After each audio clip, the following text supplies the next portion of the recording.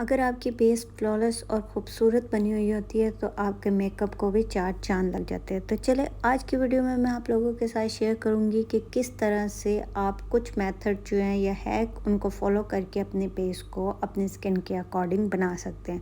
Hello everyone, अस्सलाम वालेकुम and welcome back to my YouTube channel. कैसे हैं आप सब लोग? उम्मीद करती हूँ सब ठीक होंगे। क्रायल ऑन टीवी पेंट स्टिक तो हर बंदे के पास होती है। आजकल थोड़ा एक्सपेंसिव हुई है, वैसे जितनी भी गर्ल्स हैं उनके पास क्रायल ऑन टीवी पेंट स्टिक ज़रूर होगी। अगर क्रायल ऑन टीवी पेंट स्टिक नहीं है तो आप कोई भी जो आपके पास स्टिक है आप वो इसकी जगह पर यूज़ कर सकते हैं।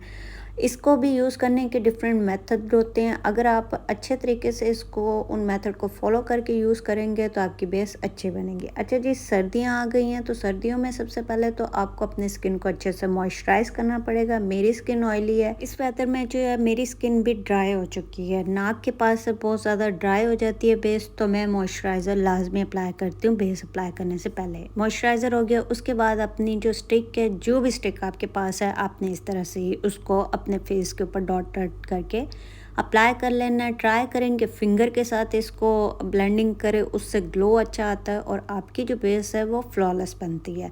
स्पंज जो है उससे इतनी ज़्यादा अच्छी बेस नहीं बनती। उसके बाद जो है आपने कम्पैक्ट पाउडर जो है इसके अंदर थोड़ा कम्पैक्ट पाउडर लेना है, भर भर के नहीं अप्लाई करना। कम्पैक्ट पाउडर कम क्वांटिटी में लेके अपने फेस के ऊपर डैब करके अप्लाई कर देना है। अगर आप ज़्यादा अप्लाई करेंगे तो आपकी बेस जो है वो थोड़ी देर या तो वो फट जाएगी या उसके अंदर क्रैक्स पड़ जाएंगे। तो नेक्स्ट स्टेप जो है उसके अंदर मैं डार्क स्किन के ऊपर मेकअप बता रही हूँ। आपके पास एक लाइट कलर की क्रायल ऑन टीवी पेंट स्टिक है तो आपने एक डार्क कलर की जो भी स्टिक है वो इसके अंदर ऐड करनी है और इसको अच्छे से मिक्स कर लेना है। देखिए मैं फिंगर से बता रही हूँ, गर्मियों में मैं आप लोगों को स्पंज से बताती हूँ, लेकिन सर्दियों में जो है आपने स्पंज यूज़ नहीं करना। इस बेस को आपने फिंगर से इसकी ब्लेंडिंग करनी है। तो वो क्या होता है कि आपकी बेस के ऊपर ग्लो आ जाता है बहुत अच्छे से और सेटल सी नेचुरल सी लुक लगती है। तो देखिए मैंने इसके अंदर डार्क शेड जो है वो ऐड करके इसको अच्छे से मिक्स कर लिया। ये डार्क स्किन के लिए, या अगर आपके फेस के ऊपर बहुत ज़्यादा पिगमेंटेशन निशान वगैरह है तो उसके लिए भी आप पहले ये अप्लाई कर सकते हैं। ये क्रायल ऑन की चाइना नंबर की स्टिक है तो आपने इसको अच्छे से अपने पूरे फेस के ऊपर अप्लाई कर लेना है, बहुत अच्छे से ब्लेंडिंग इसकी कर लेनी है और देन जो है आपने नेक्स्ट स्टेप की तरफ जाना है। अभी देखिए यहाँ पे मैंने फिंगर से ब्लेंडिंग करने के बाद जो है स्पंज से थोड़ा थोड़ा डैब करके इसको सेट कर लिया। अभी इसके ऊपर हम नेक्स्ट जो है वो क्या, हम अपना कोई भी पैनकेक जो है वो इसके ऊपर यूज़ करेंगे, लेकिन पैनकेक के अंदर आपने सेटिंग स्प्रे लाजमी ऐड करना है। मैं बिल्कुल भी नहीं बोलूँगी ऑयल इसके अंदर डालें, क्रीम डालें, फ्लावर डालें, ये नई चीज़ें आपने डालनी। आपने इसके अंदर सेटिंग स्प्रे जो है वो डालना है, क्योंकि आपने स्किन को पहले ही प्रिपेयर कर लिया अपनी बेस के लिए। तो इसके अंदर आप लोगों को कोई भी क्रीम वगैरह डालने की ज़रूरत नहीं है। अगर आप डालोगे, आप ट्राई कर लेना, कुछ देर के बाद जो है आपकी बेस फट जाएगी और उसके अंदर लाइंस आना शुरू हो जाएंगी। तो आपने वो मेथड बिल्कुल फॉलो नहीं करना। इसके अंदर जो है आपने अपना सेटिंग स्प्रे या नॉर्मल वाटर के साथ आपने इस तरह से बिल्कुल प्लेन सा, मतलब थिन सा, मैं आपको कहूँ लिक्विड सा जो है वो आपने बना के अपनी बेस के ऊपर अप्लाई कर लेना है पैनकेक का। ये बहुत हैवी बेस जो बना रहे होते हैं उनके लिए। उसके बाद 2 मिनट के लिए छोड़ दें और स्पंज के साथ इसको डैप डैप करके सेट कर लें, दैट्स इट।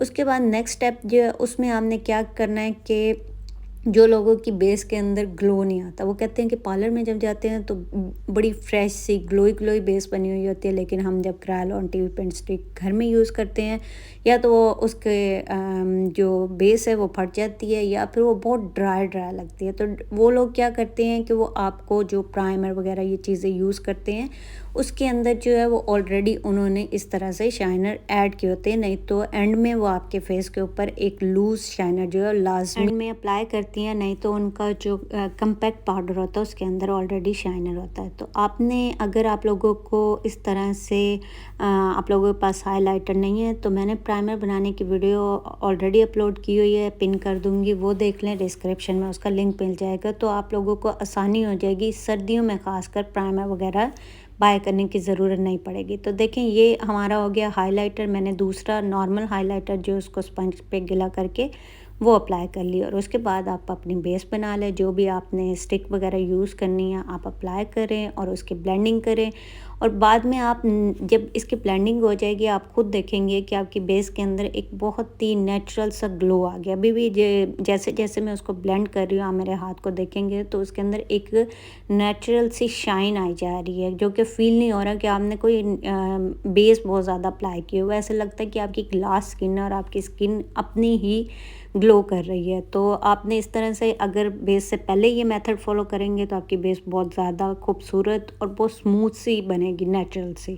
تو آپ نے یہ لازمی فالو کرنا ہے. اس کے بعد جو نیکسٹ اسٹیپ اس میں کیا ہے کہ یہ بہت ٹرینڈی یہ ہے کہ جو پارلر میں ہے نا وہ کبھی بھی اس طرح سے ٹی وی پینٹ اسٹک جو ہے وہ یوز نہیں کرتی. اس کے اندر کوئی بھی فاؤنڈیشن لازمی ایڈ کرتی ہیں. جن کی بہت زیادہ ہیوی کوریج چاہیے ہو جن کو وہ ایڈ کریں, یا پھر جن کی بیس بہت زیادہ ڈرائی ہو جاتی ہے وہ لوگ تو اس کے اندر اپنا جو بھی فاؤنڈیشن ہے وہ ایڈ کر کے اس بیس کو اپلائی کریں تو ان کو ڈبل کوریج بھی ملے گی اور بہت پیاری نیچرل سی ایک بیس بھی بن جائے گی. یہ برائڈل کے لیے بیسیکلی یوز ہوتی ہے, لیکن اگر آپ پارٹی میک اپ وغیرہ کر رہے ہیں یا آپ کلائنٹس وغیرہ ہیں آپ کے تو آپ ان کے اوپر یہ میتھڈ یوز کر سکتے ہیں. اس کے اندر میں نے تھوڑا سا ہائی لائٹر ایڈ کیا ہے اور میں اس کی بلینڈنگ کر رہی ہوں. فنگر سے بلینڈنگ کرنی ہے, اگر آپ اسپنج سے کریں گے تو وہ سارا اپنے اندر سوک کر لے گا اور آپ کو کوریج بالکل بھی نہیں ملے گی. وہ بالکل نہ ہونے کے برابر اسٹک لگتی ہے. وجہ یہی ہوتی ہے جو آپ لوگ کہتے ہو کہ آپ کی اسٹک کی کوریج زیادہ اچھی ہوتی ہے, جب ہم اپنے فیس پہ اپلائی کرتے ہیں تو اس کی کوریج کم ہو جاتی ہے. تو کچھ ریزن یہ بھی ہیں, آپ فنگر سے اپلائی کر کے ایک دفعہ دیکھیں تو آپ کی جو